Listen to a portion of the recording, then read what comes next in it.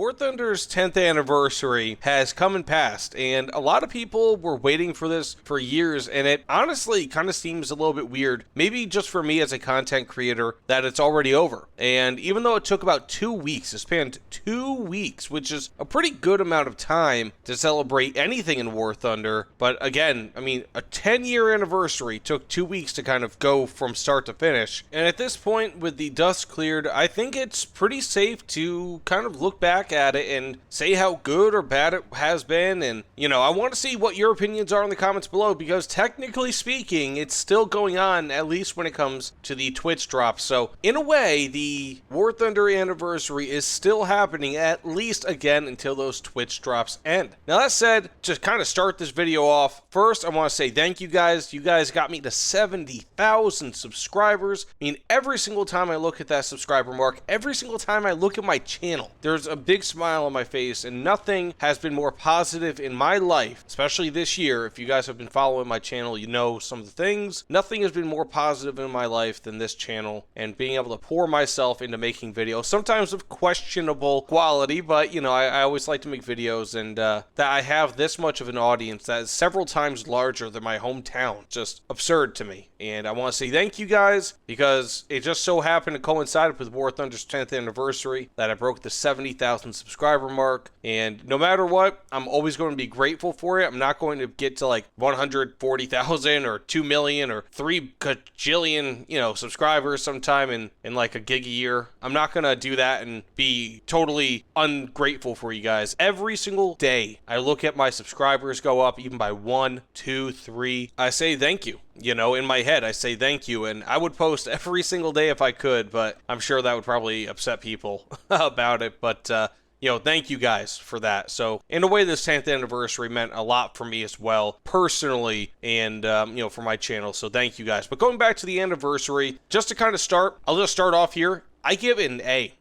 Maybe not quite an A+, but an A. So in the American educational system, an A is really, really good. It's just under an A+, which is pretty much the top grade you can get. So really, I guess numerically, it'd be like a 9 or a 9.5 out of 10. And fantastic. I love this anniversary, and kind of let's go over how it was. So it started off on October 31st, just after the Halloween event, where you could ride around in like an ultra-fast M18 or in a modified PO2. You could even win PO2s in that, but that's not what we're talking about. In the anniversary sale, again, started on October 31st, it gave us 50% off on all modifications, talismans, backups, premium account, at least in-game for 90 and 365 days, and in the Gaijin.net store for 180 days. So some of the biggest chunks of time that you could get 50% off, which, if I'm not mistaken, equates to around $3 or $4 per month for premium time, which is fantastic and beats a lot of other games for premium time, at least per cost per month. And then you also have 50% off purchase price for SL and GE vehicles in all nations, with the exception of Drone Age and Fire and Ice vehicles, which is fantastic in my opinion. So previously, these updates, these anniversary sales, at least as of recently in the past year or so, Gaijin has made it so that those discounts do not apply for the 3 most recent updates. But in this instance, we only have it for the 2 most recent updates. And I'll say this right now, and I'll say it several times probably throughout this video, but this anniversary kind of made Gaijin, kind of made War Thunder feel like it was the game and the company that we knew 3, 4, 5 years ago. Like I said, I mean, some people like me, I think Ash has as well, and a lot of other content creators, a lot of other gamers, far more gamers than content creators, have been playing War Thunder more or less on and off since maybe like past 7, 8, 9 years. I think I opened up my account in July 2012. And,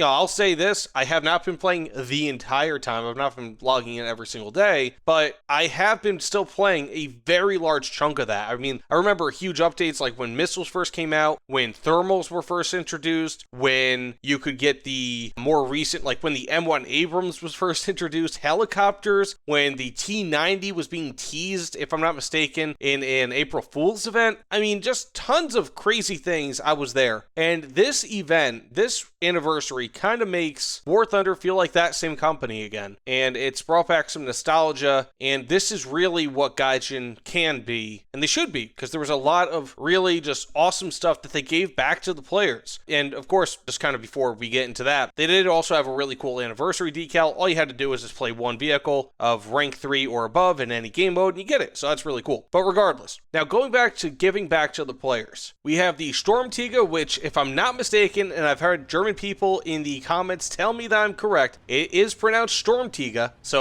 let me know if I'm wrong in the comments below, but they gave us the Sturmtiger, which was available for research or purchase from October 31st to November 14th. You had the 10 rare vehicles that were again available for unlocking from October 31st through November 14th, and you had the mouse that you could get back in War Thunder. Now, the only one of these that was not free is the mouse, because you did have to research it and purchase it with Silver Lion, so again, it's not technically free, but they did give us the opportunity to get that, and it's been a pretty cool anniversary thing in anniversaries past. It's not a new thing for anniversaries that the mouse has come back, and it kind of sucks that they took it out of the game for regular research, but again, it's a nice thing that people look forward to for anniversaries. If you didn't get it this time around, you get it next time around, so on and so forth. A lot of people do that, and you start seeing a lot of people enjoying the mouse or hating the mouse, and it's always interesting to see new players with the mouse. But again, going back to the truly free things, the Sturmtiger and the 10 rare vehicles. You could literally get the Sturmtiger, which is, again, a vehicle that people have wanted for years and years in War Thunder. This is something that has reached mythical status in the forums. People said, it's gonna come, it's not gonna come. I mean, we have the Broom Bar, why can't this be in game? Everything, right? Gaijin could have easily said, you know what, we're going to make everybody pay $40 for this, $50, $60 for this. And I'll bet you that people would have done that by the thousands. Easily. Or they could have said, you're going to have to pay 8,000 Golden Eagles for this, because it's a specialty vehicle, kind of like the Calliope, the M4 Calliope, or the Rocket with the M26, right? They could have said that, but instead, they gave us an event where literally all you had to do was play ground vehicles, and that was it. I mean, of course, you had to get 35,000 points, which, for me at least, wasn't the most fun thing to do every 2 days, so you had to get 35,000 points. That kind of sucked, but you could also purchase a 2-day event reward, I guess you could say, like a task star, so to speak, for 999 GE if you missed them, or if you just didn't want to grind it at all. So the purchasing option was still there, and you could pay essentially around 6,000 GE for it, which is give or take around $30 USD, which itself is not all too bad. For the most part, people grinded this out, at least from what I could tell, and it's one of those vehicles that, looking back, if you're playing this in 2, 3, 4 years, you're going to look back at it and you're going to say to yourself, wow, you know what, I remember that time that we grinded this out, and then you might get into a match with somebody else who has this vehicle by the time that these might be rarities on the battlefield, and you kind of just nod at each other in approval, saying, this guy was there when I grinded this at the same exact time. This guy's been playing for years, and that'd be cool, you know? And also, to bring up another point, Gaijin War Thunder has been growing for 10 years, right? I mean, this game is still, as far as I could tell, growing. You have some games like World of Tanks, which, if you look at their Steam numbers, are pitiful. It's like 3,000 maybe on a daily basis. It's awful. And War Thunder has just been growing, especially since the pandemic. It's just phenomenal. Most games, by the time they hit that 10,000 or that 10-year anniversary, they're seeing a sharp drop-off in their player base if they haven't already seen it. And War Thunder is still somehow growing, and it really just kind of speaks to the fact that this game, despite however much it's kind of gone the way of monetization, and some people might argue pay to win, which I don't really see quite yet. There are some instances like the SU-11, which you can make an argument are pay to win, but for the most part, it's still a pretty fair monetization model. Economies can still use some work, but War Thunder's still growing, and this event, and if War Thunder does things like this in the future, Ash had a perfect video about the Sturmtiger, about how War Thunder should be doing more of this.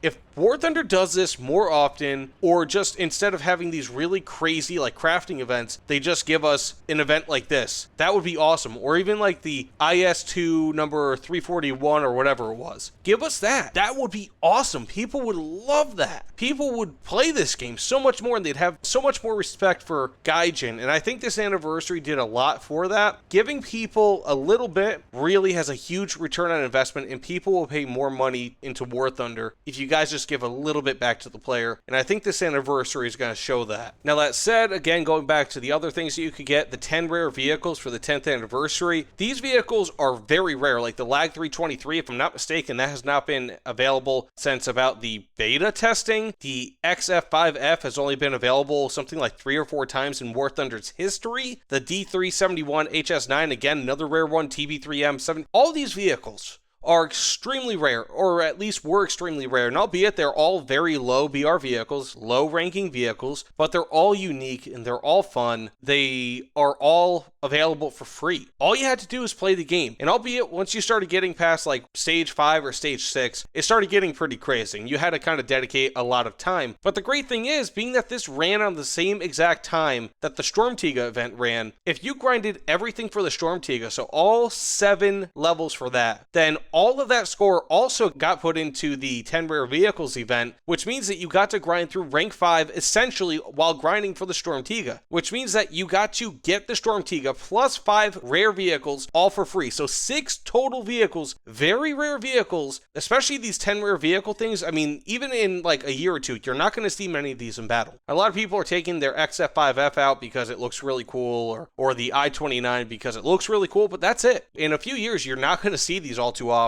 And while they're not going to be quite as rare as they were like 3 weeks ago, they're still going to be pretty rare. And War Thunder gave them all for free, which is, again, awesome. Now, again, this was not a perfect anniversary, and I think kind of the only mark that I could give against Gaijin here, it would be with their 10,000 rare packs for the 10th anniversary sale. They were selling the M4 748A, the T-34 prototype, and 3 boats that really were not attractive at all, and they were selling them for $50 to $60 each, and putting a limit on them. I think that if Gaijin wanted to really celebrate their anniversary, they could have cut the price by like $10 or $20 on all of these packs, and maybe given about 5 or 1,000 more of them out for sale each. That would be fantastic. I get it, 10,000 packs for the 10th anniversary. I guess numerically it makes sense, haha, 10, 10, whatever. But $60 for a rank 3 tank for Hermann the German Sherman or for a T-34 prototype is absurd. I get it, and you could sell these vehicles. I'm sure if Gaijin put these up for $100, they would have sold. But the fact of the matter is that $60 for a rank 3 vehicle is, I'm sure a lot of the people purchasing these are literally using their parents' credit card. They're getting these because it's like, oh, I've got Hermann the German Sherman. I mean, that sold out in like 2 hours. Whereas the T-34 prototype, I think, was still available a few days later. Which tells you, I mean, a lot of people probably bought it for the memes because they heard Hermann the German Sherman, and I feel like they could have done a little bit more for the players in this instance. But again, you know, I mean, at least they brought them back, so I can't really completely criticize Gaijin on that. But $60 for a rank 3 vehicle, whereas I'm pretty sure in the past they've been $30 or $40.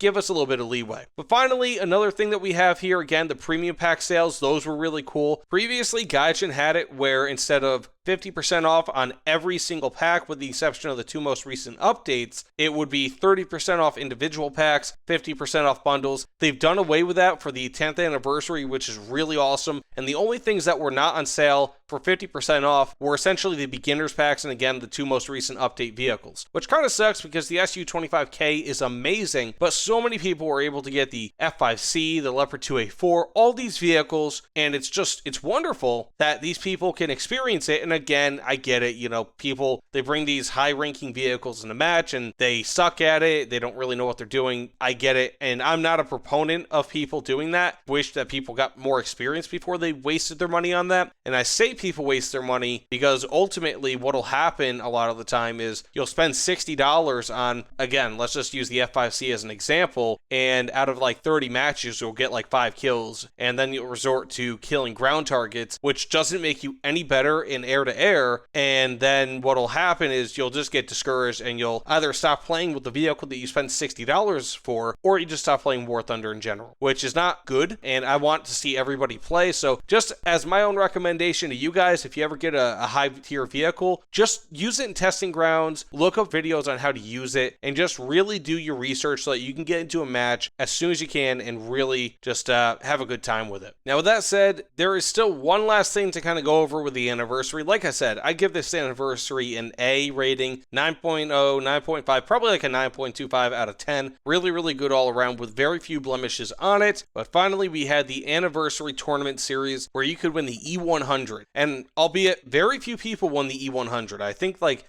the E100 was only awarded to maybe like 2 people in each type of gameplay. So like the aircraft SB 1v1, only 2 people in that would have won the E100, and assuming, what are there's something a little bit over 10 of these. So barely over, maybe around 24 people won the E100, if my math is right. I'm not 100% sure if that's accurate, but I believe it's only around 24 people. So kind of wish that the E100 was a little bit more available, but it's also kind of cool that they're keeping some vehicles very, very rare, the E100 being one of them. And as soon as you see the E100 in a match, you know that person means business. But again, really cool that they brought back the tournaments. I was hoping that they do that, and they have. So I am just so stoked that War Thunder has brought that back. And again, giving people the chance to get the E100, a lot of GE, whatever, for doing well in War Thunder. Because, I mean, you know, everybody plays War Thunder for however long. You know, some people play literally like 2-3 dozen matches in a day, and they don't get anything for it. They just kind of get a really bad economy, and that's it. They get these really bad repair costs, they get depressed, and they stop. But by playing in these tournaments, you at least got the opportunity to get a free vehicle by showing that you're really good. So I think that that's really cool. And I wish War Thunder would bring these tournaments out more often. Maybe bring back things like the P51A, for example, or the special versions of the A26 that were in tournaments or quizzes as rewards